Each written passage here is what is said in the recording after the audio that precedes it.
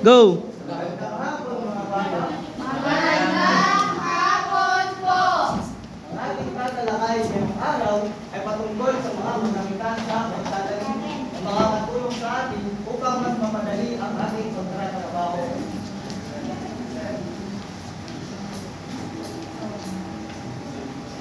Ano ang inyong nakikita sa unang larawan? Tama? Gabion! Ito ay ang asaron ng mas kilala sa gabyon. Ginagamit natin ang gabyon sa pagbubungkal ng lupa. Ang ikalawang larawan, ano ang inyong nakikita? Mahusay. Ito ay ang tinidor o mas kilala sa balang tinidor. Ginagamit natin ang balang tinidor sa pagdurog ng timpal na lupa. Mga bata, alam nyo ba kung ano ang ibig sabihin ng timpal na lupa? Bingo! Ang timpal na lupa ay ito ang lupa na pinagsama-sama sa isang lugar na nagdudulot ng pagkabuo o pagkalaki ng lupa. Naintindihan ba mga bata? Sa ikatlong larawan, ano ang inyong nakikita? Mahusay. Ito ay ang kalaykay. Ginagamit ang kalaykay sa pagpantay ng lupa o di kaya pag-alis ng damo o bato sa lupa. At sa ika-4 na larawan ay si Sir Jake nyo ang magpapatuloy.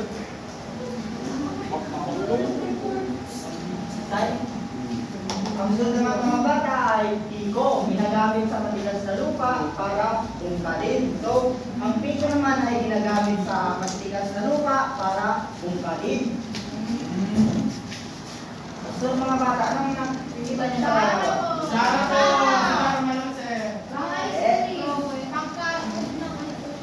Ito ay? Yung gusto sumagot? Si Berlin po. Berlin? Berlin? Anong nakita mo sa larawan? Jenny Vidal, sir. Hindi ko po alam. Ay? Sinong gustong tumulong kay Berlin? Joseph po.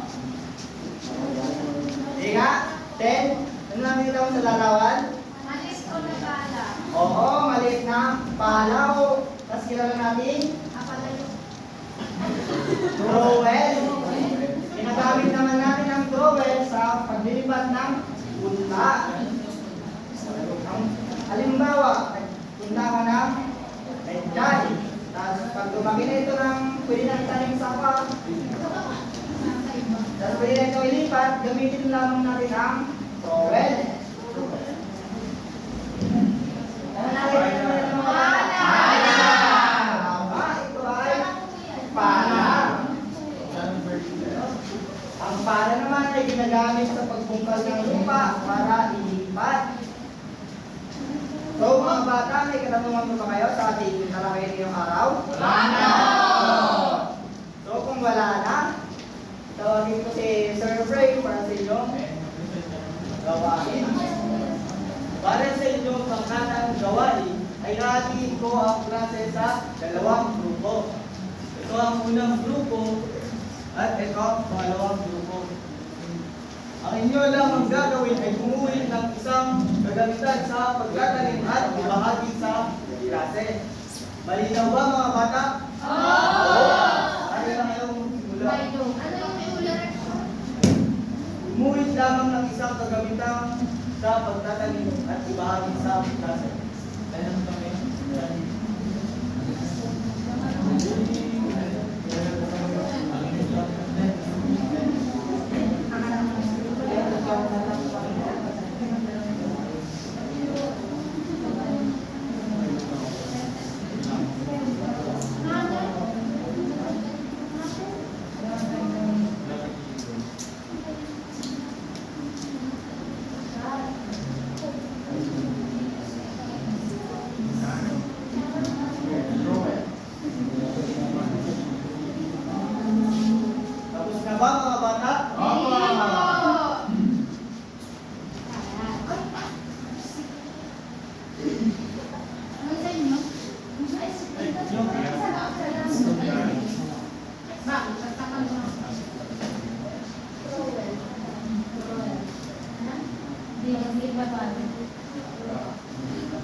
Tapos na po.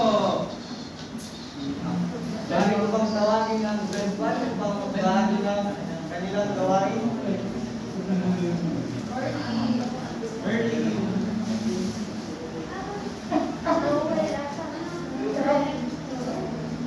Ilang sasyon na kami. Mas maganda yung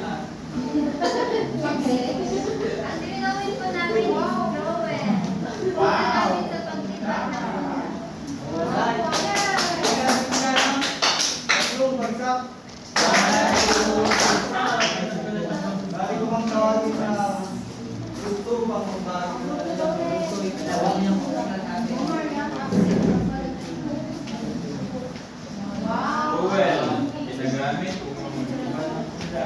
Alright. Bigyan natin siya ng tatlong bagsak. Sa inyong susunod na gawain ay pagtutulog ni Sir Jake. At para malaman ko kung may natutunan na kayo ay may inanda akong pang-dalawahang gawain. Kung hindi na kayo na inyong mapalaya at sagutan ito.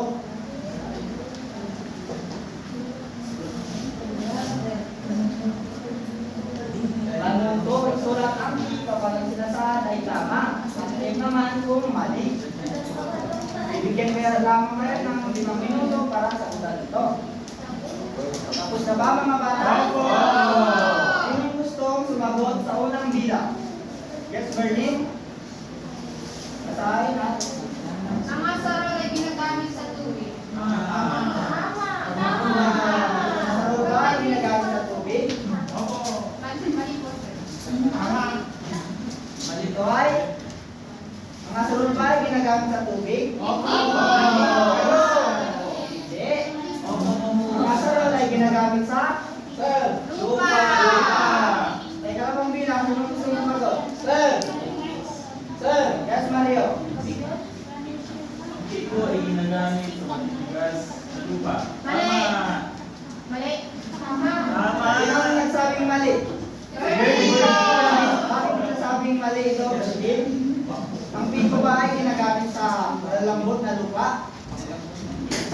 Ito ay ginagamit sa matitigas na lupa. Kaya ang sagot sa number ito ay tama. Mali po. Dahil kalimang bilang, kung gusto mong sumagot. Yes, andyan? Ang tinidor ay ginagamit sa pagdurog Ang lupa. Mali. Mali po, sir. Bakit sinasabing mali? Kasi ang tinidor ko ay ginagamit ko para kumain. Hindi. Ano nga ulit ang ating talakayin ngayon? Patungkol sa? Magtatanim ko, buro. Ay, mukhang hindi ka nakikinig dyan. Kasi ang ating talakayin ngayong araw ay patungkol sa ano nga, Jaya? Kaya sa gamitan pang pagtatalim. So, ang tinutukoy mo ay tinidor na pagkain. So, ang tinidor sa pagtatalim ay ginagamit sa pagdurog ng lupa. Liwanag ba mga bata? Opo. So, ngayon naman, tawagin ko si Sir Brian para sa kanya. Ngayon mga bata, sino sa inyo ang may mga kagamitan sa pagtatanim sa inyong mga tahanan? Bernie, mahalaga ba ito? Bakit mo ba yun? Opo, sir. Kasi napapadali po ang trabaho sa pagtatanim. Mahusay, sapagkat kapag meron tayong mga kagamitan sa pagtatanim ay mas napapadali natin ang pagtatrabaho sa pagtatanim.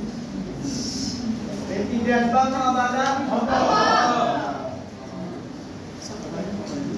Mga bata, ano nga ulit ang ating talakay ngayong araw? Patungkol ito sa? Gagamitan. Yes, Berlin? Gagamitan sa pagtatanim, sir. Tama. Gagamitan ito sa pagtatanim.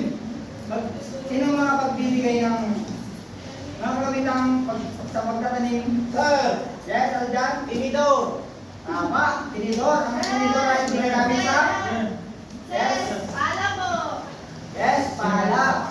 Saan naman ginagamit ng pala? Ang bukal ng lupa. Tama. Sir! Sino pa? Sir! Yes. Right? Biko po. Sir! Saan naman ginagamit ang piso? Sa matitigas na lupa. Tama, talagang naiintindihan mo ang ating talakay ngayong araw. So ngayon naman, mayroong inhandang aktibidad si Sir Efraim para inyong sagutan. Para mas bukan po kung may naiintindihan nyo sa ating talakay ngayong araw, ay meron akong inhandang inyong gawain. Labas lamang ng malinis na papel at sagutan nito. Tapos na ba mga bata? Yes, sir!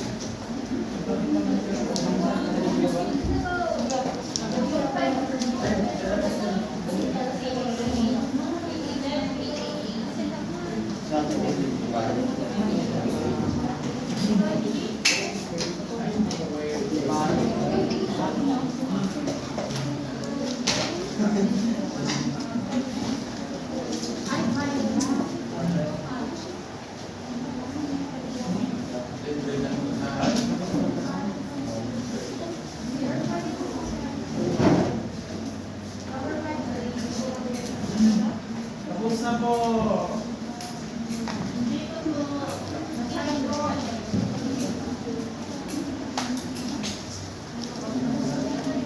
Tapos na po. Tapos na po, sir. Tapos na ba mga bata? Opo! Sino ang gusto sumagot sa unang bilang? Oy, dala pa. Ito ay ginagamit ang pamukal ng lupa. Overall.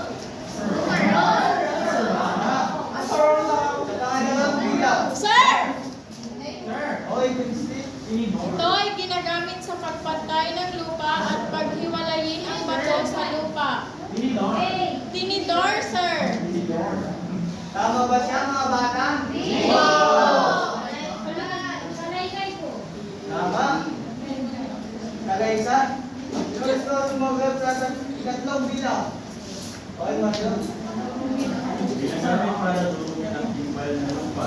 Tidor. Tama. Ika-apat na bilang. Sino gusto sumagot?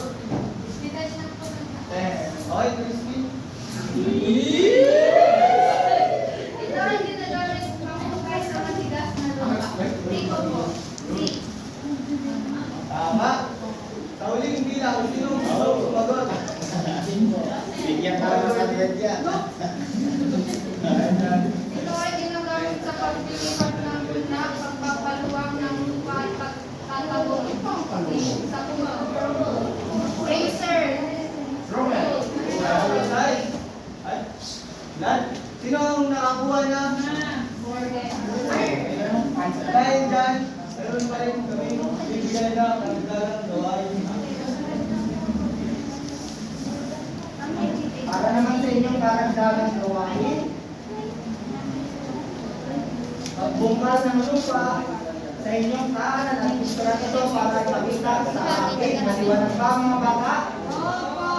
Yan na nagtatapos ang ating aralin. Maaari ba kayong tumayo mga bata? Mga bata, maaari ba kayong tumayo? Paalam na mga bata?